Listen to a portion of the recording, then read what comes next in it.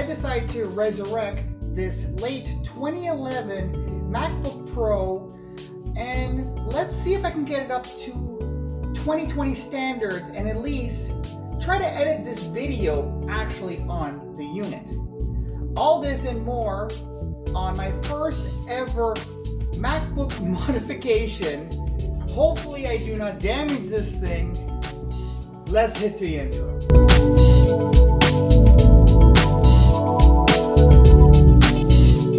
What's going on YouTube? This is your boy Mr. Spice, and we are going to be doing my first ever MacBook Pro upgrade. I actually ended up purchasing this for $300 Canadian. I am not really sure how much it is in US dollars.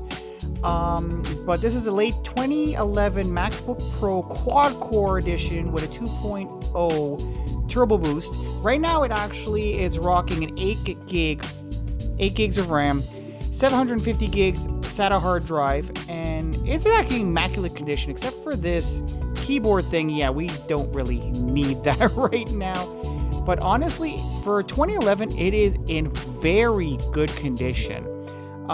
Usually units like this, except for that little thing there, but it's barely noticeable, to be honest with you. But usually units in this condition is usually in bad condition. So what we're gonna do is the plan is we're gonna be upgrading our RAM to 16 gigs. So we got two 8 gig DIMMs here. We're also going to be upgrading the hard drive to a secondary hard drive, 1 terabyte Samsung, and also we got the enclosure. The links will be below on that. And we are going to be putting in a secondary hard drive, a 2 terabyte hard drive as well. We're going to be doing a little DIY, and we're going to be gutting this one, and we're going to be putting it in here because obviously we're doing this upgrade to save money. Why not do that? So what we're going to do is we're going to start off, and throughout the video I am going to be speeding through the repairs. I actually bought a screwdriver set from Walmart. It does have all the screws that I need, all the T5, 6, 7, and 8s. And look at this, it actually has a nice light to it as well. Very lightweight. And yeah, so let's get started. So right now we're going to power down our unit. Please note, always make sure you power down your unit before you work on them. That avoids parts getting damaged and whatnot. So let's get started. We are going to be speeding through the repair parts, obviously for time constraints, and obviously it kind of looks cool when you go in fast motion. So let's just get started here. This is actually the easiest part to do, to be honest with you.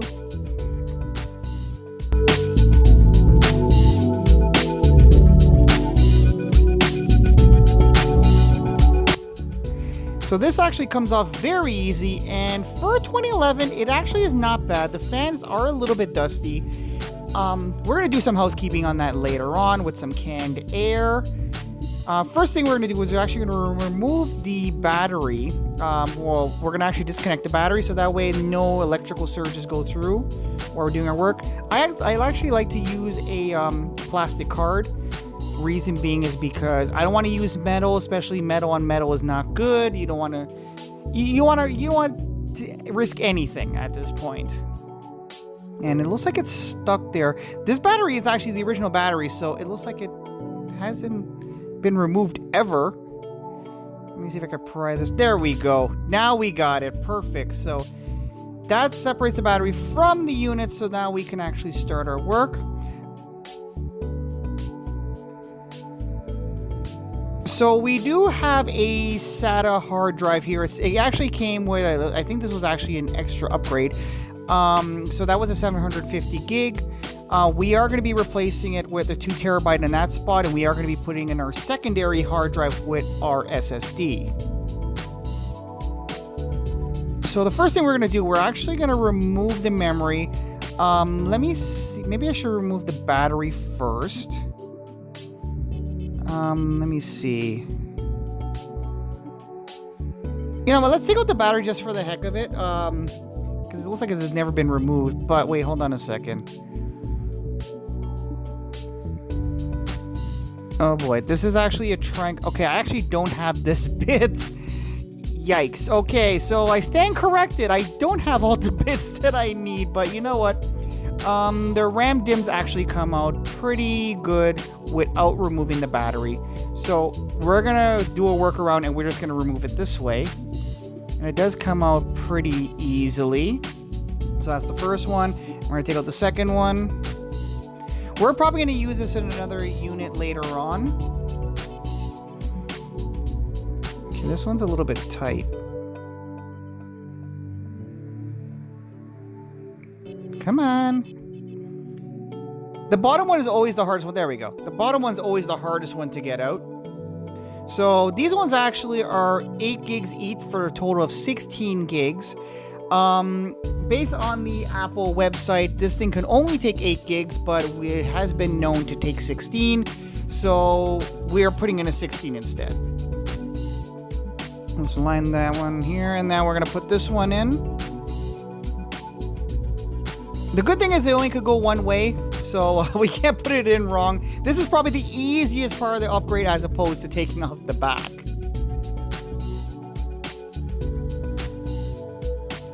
There we go, so we're perfect. So what we're going to do is later on, we are going to be opening it up after and probably doing some housekeeping. But right now we're just doing, we're sticking to one thing. We're just doing the replacements.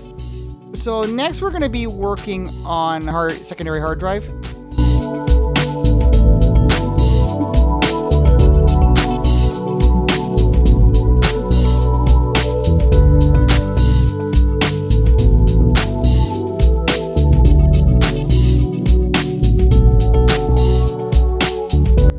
So that came out pretty easy, beezy, lemon squeezy. So this is actually the one that came out of 2012, which I actually had this one in originally. So what I actually had to do is I had to do some adjustments, and I didn't realize the bracket was the wrong one because it came out of a 2012. As you can see, it's not the same alignment. So what we're gonna do is we're gonna have to do a little switcheroo, and we're gonna put this one on this one, and that should be able to work.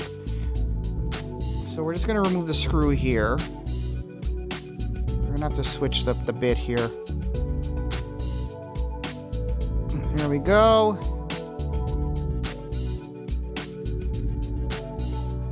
So we're going to have to take this bracket off. This is actually pretty easy as well. I love how this thing has a flashlight, so especially when you're working in dark spaces, you at least have some light.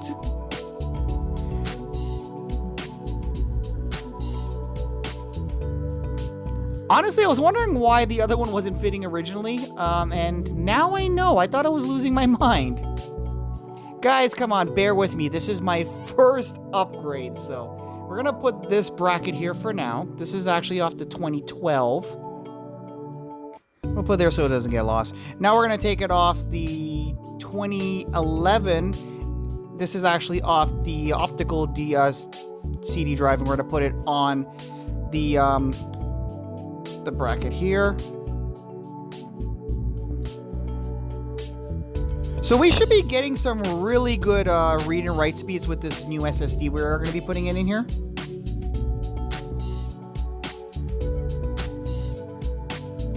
So we're going to put this in here. Oops, I forgot this is not magnetic.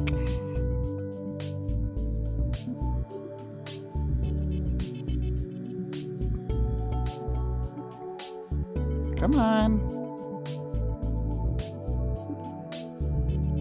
Okay, there. This is... Oh, crap. Did I just drop it? Did I really just drop it in there? Crap-ola. Okay, you know what? We're gonna do a workaround here. I always have a contingency plan, even when it comes to doing upgrades. So let's see if we can actually get this thing to fit. I could probably retrieve that screw later on. Okay, let's see if we can get this on without losing this one now. Okay, perfect. So we ended up actually getting the second screw in there. So here we go.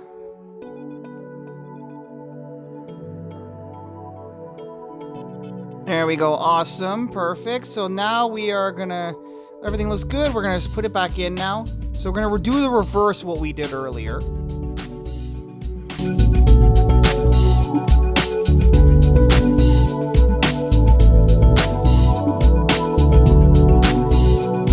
So the last thing we're gonna have to do is we're gonna have to replace our secondary drive, which actually was our first drive. So we're gonna do a DIY. We're gonna gut this one.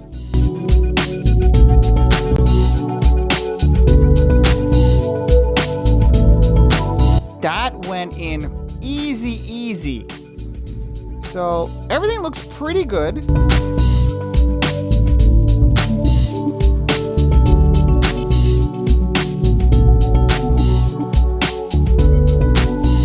So we are pretty much done. Everything looks good.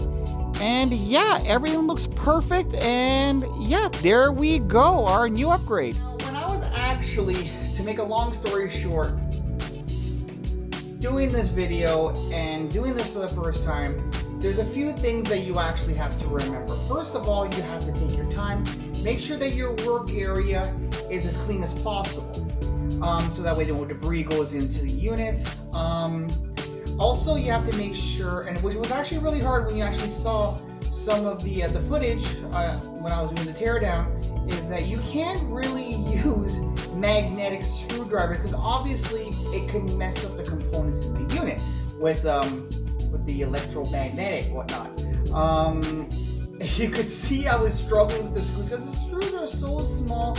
They're very tight spaces. And that's another thing that was kind of a pain in the butt. That's where patience is key.